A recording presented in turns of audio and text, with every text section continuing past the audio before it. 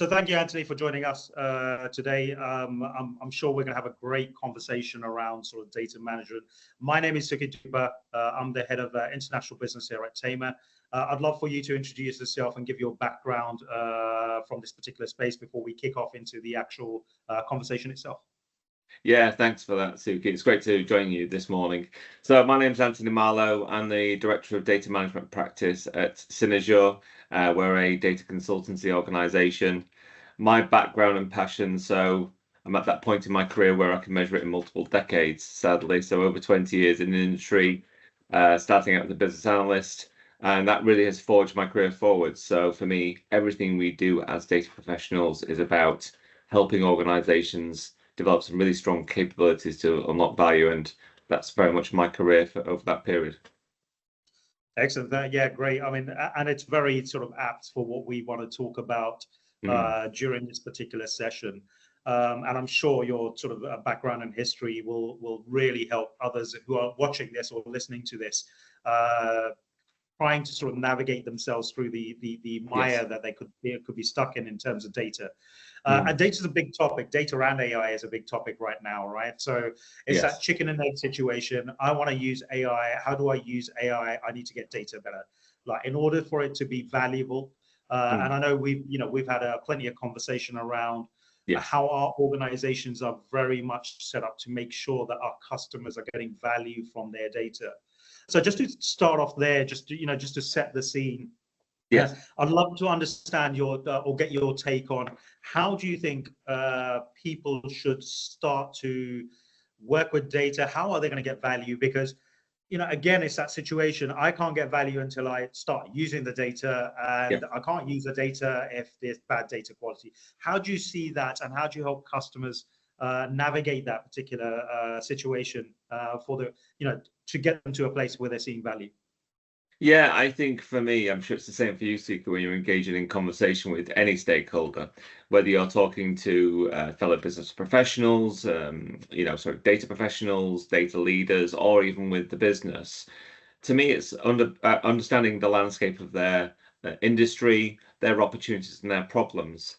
And you'll note that in all of that, I have not used the word data once. So I'm afraid it's that old tripe of let's not even talk about the data, but let's talk about the landscape and the challenges that you face. For me, that's a conversation starter. Unfortunately, I think it's recognized that data can have certain connotations in terms of people's interest. And if nothing else, it can also confuse people enormously. So let's not trip ourselves up at the beginning of those conversations. That to me is a starting point.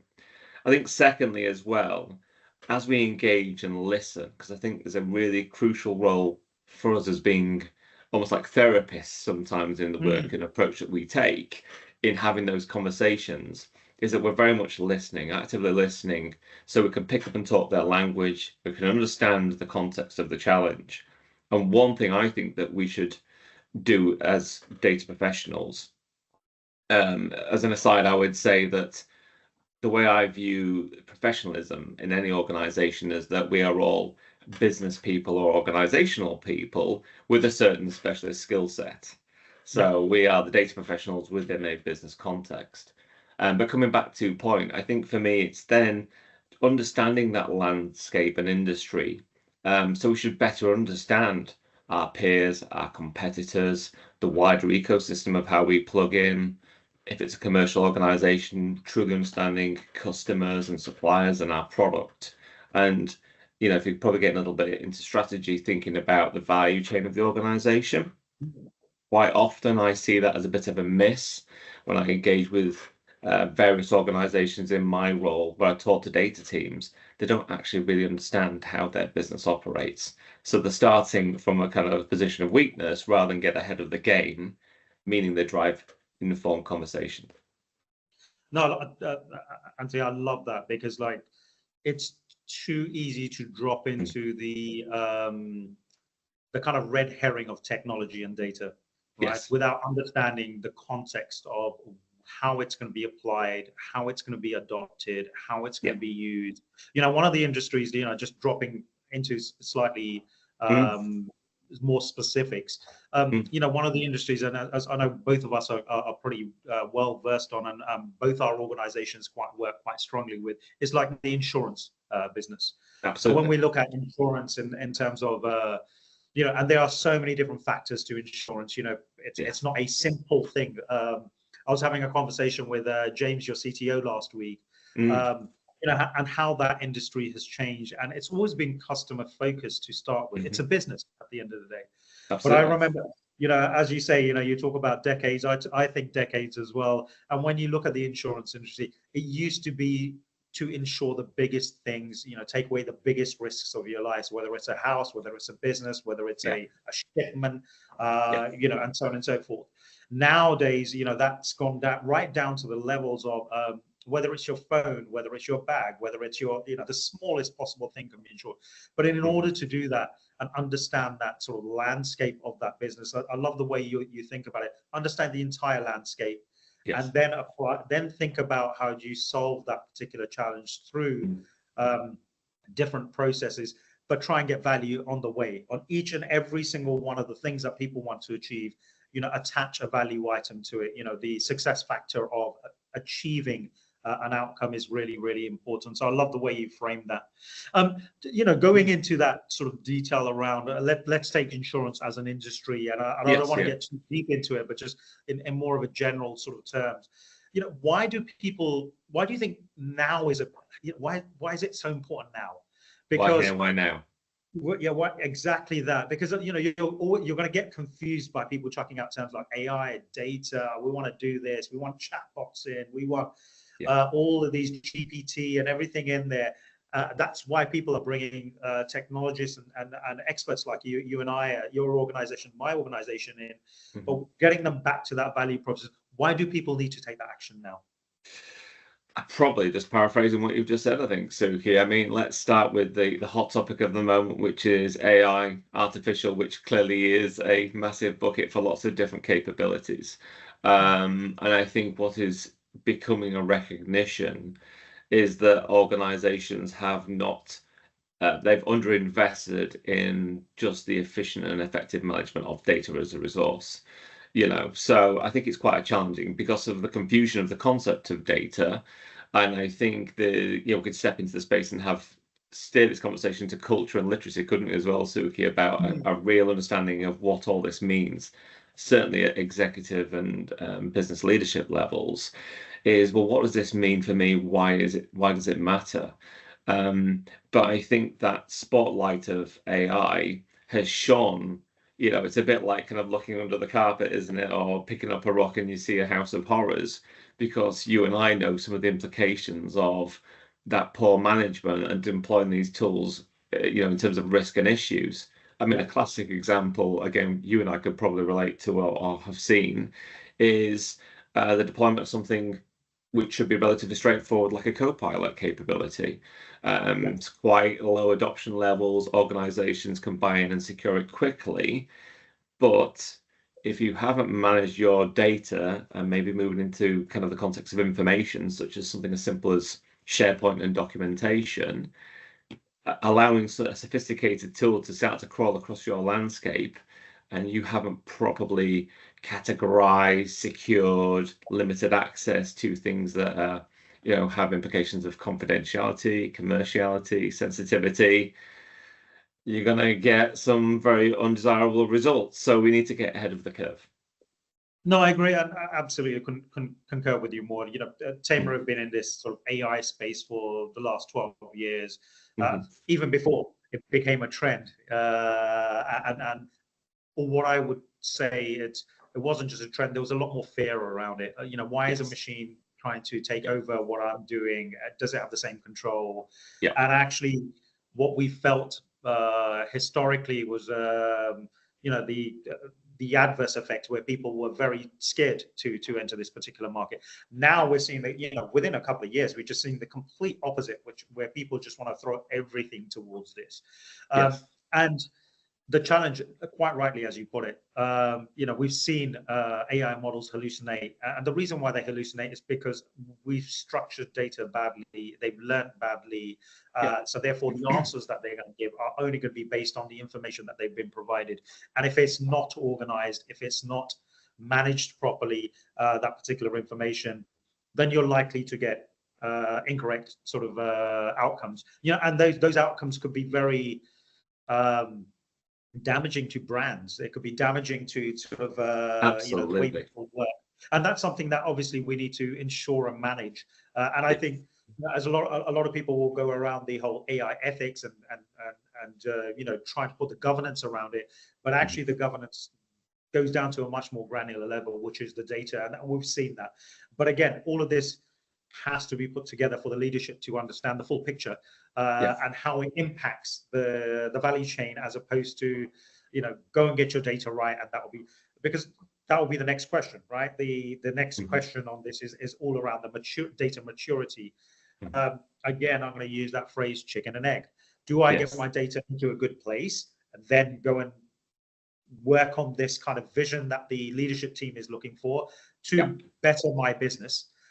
Or do I end up looking at, do I just chuck everything into a machine and let AI sort this out? So there's this kind of real conundrum that a lot of people get into. I'm sure you see this, especially when you look at, and then you've got the regulation around things like GDPR, around PII information, about information around things like, especially insurance. You look at vehicle information, property information, historical records, health records for health insurance. It's information rich, but there is all these challenges that come along with it. How do you find that? Where can you guys help in that particular, bringing that maturity level up for the customers and people that are going to be listening to this particular webinar? Yeah, I mean, as I mentioned, we're a data consultancy business, and that's everything that we focus on is all about data.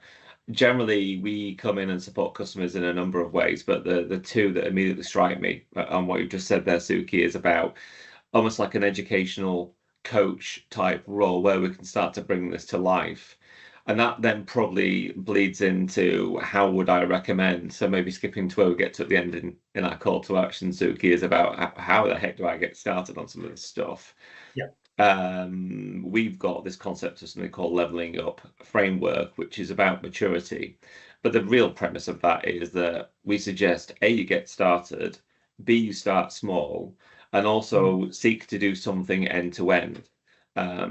Because again, certainly for you guys at Tamr in the technology space, this concept of trying to develop these capabilities in a waterfall fashion, which is very much boil the ocean, where organizations have invested huge amounts of resources and monies, has not led to results. Support has petered out, money has petered out. They've literally ended up trying to consume wicked problems. The way we advocate to customers is to pick something that A, is achievable, with a clear defined scope that you can then utilize as a way to learn. Because I think there's very much, if you are not doing this already and you need to move into a future paradigm of developing capabilities, you are going to be learning as an organization. So that's number one. Secondly, because a lot of these concepts, certainly in certain industries, so thinking about insurance as we've talked about here, the general maturity levels in terms of data management in that industry are relatively low compared to, say, others. But they're not alone. There are other industries too. And certainly organizations, and I'm sure many of our customers collectively between us, surprising names, big companies who actually have relatively low data maturity, but are recognizing it now. So yeah, for us, our approach is thinking about that outcome, the business outcome that the organization is trying to achieve. Is it about growing the customer base in some way, securing extra revenue? The general play obviously is all around efficiency and effectiveness too. Can we increase our profitability by doing more for the same or less? Or can we simply be more effective in improving the service that we deliver to customers, for example, too? That could be a play. Yeah, that's again, as you say, very a shared experience, right? So again, that boil the ocean. Historically, people have really looked at things like, this is where the challenge comes in the MDM space in itself, because it seems as a kind of a really large application. I need to get everything right. I need to write all these rules and get them perfectly right, because the impact of that is big, right? I'm trying to do a customer 360. I need to make sure it's accurate, because that data is going to be used across the organization with that customer 360, especially sort of in the insurance space. I'm also trying to get all the products that they bought from us, what other people have bought, what can I upsell to them in future, what are similar sort of customer demographics looking like. So everybody takes that very much, historically it has been a very much boil the ocean approach when it's come to MDM, but we're very much aligned with you. That approach has failed time and time again. So it's better to start small but valuable, and then layer in the approaches as you go along. Let's solve a problem first. Everybody's on the train with you, and then you could solve the bigger problems as you go along. So absolutely aligned with you. I think I think we're totally aligned on that. I think the other great myth as well in some of these capabilities is that they're a panacea in some way. So AI will be a panacea. Mastering data, master data management will be a panacea. And yet you and I know that the real trick and challenge, and this is the challenging part, is that as much as you are going to commission a development of something, so let's say you want to develop your data capabilities, you want to improve them, the management of your data. This is not, you might undertake a project or initiative to get started, but that's simply getting to a level where you're going to have to maintain this. And I think the real trick there to sustain the effort is about fully immersing and embedding and aligning anything to do with data to the wider organizational data operations. And that is the challenge too, isn't it? I mean, there's a great analogy that somebody told me many years ago. If you can imagine somebody stood at the bar and they're carrying like 8 pints in their hand, and you're going to walk up and say to them, "Oh, would you like a tray to help you?" And the individual goes, "No, can't you see I've already got enough to carry?" What they are missing is the fact that we're trying to give them a tool to help them in their burden. And I think that is the challenge, and equivalent to that, the challenge of what we're doing in data, certainly data management. We're not there seeking to burden people with roles, responsibilities under, say, governance for any kind of like reason which is about anointing, like in that thou shalt be the king of data or whatever, the owner of data. This is probably more around, in my mind, recognizing the responsibilities, clarifying the responsibilities they probably already have.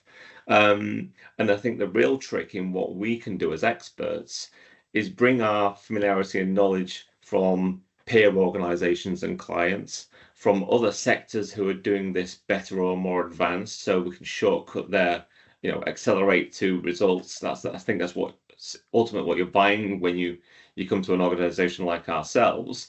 And then, as you know, once you've got clarity on what I'm classed as a value chain, how do you get the data created flowing efficiently across your organization? Let's say you're an insurer, so getting some great quality data, that means you can get super improved accuracy around underwriting, for example, so your pricing is very competitive.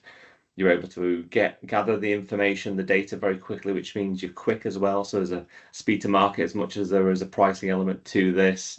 And then flowing that through from a people and a process perspective, the real cherry on the cake is about sticking on a technology which automates some of those kind of repetitive and mundane tasks that are better done by a machine.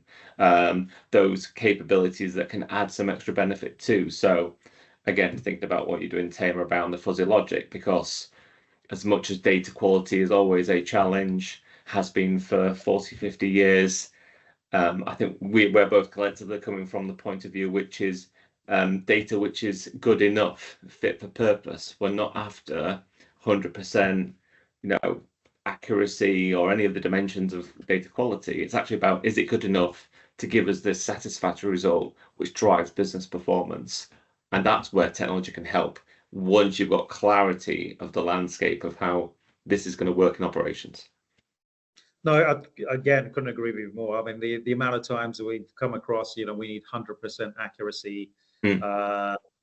And, sure, in certain situations, regulatory situations, and whatever have you, you do need that the absolute accuracy. Yes. But I loved your analogy about the tray, because that's exactly who we are. We're the people saying, let's give you a tray for your data challenges, for your business challenges that you've got. And then, yes, there's going to be a moment where you're going to have to lift those glasses and put it on the tray. But actually, when you carry it, it's going to be so much easier, right? In the long run, it's going to be so much easier. A lot less wastage, a lot less spillage, a lot less accidents, less trips you have to make. So as you know, we're there to help. We're there to help, not to add burden. We're actually there to ease a burden. And that is the real challenge that we face as professionals, helping those data teams or the clients that we're working into, is advocating and articulating that. No, absolutely. And I think the other point you make, which is great, it's all around actually learning from different industries. We've also learned the pitfalls. We've learned the lessons. We've learned all the things that can go wrong. So we can eradicate them next time round. This is what we learned from, let's say, banking or financial services in general, or from healthcare, or from other industries that we've worked in.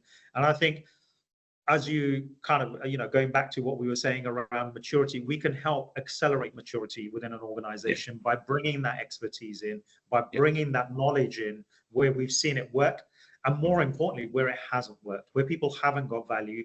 And I'm sure you're similar to myself. Everything that we've learned over the period of time, what we want people to do is accelerate that maturity, so they're getting value quicker, faster, and better than before.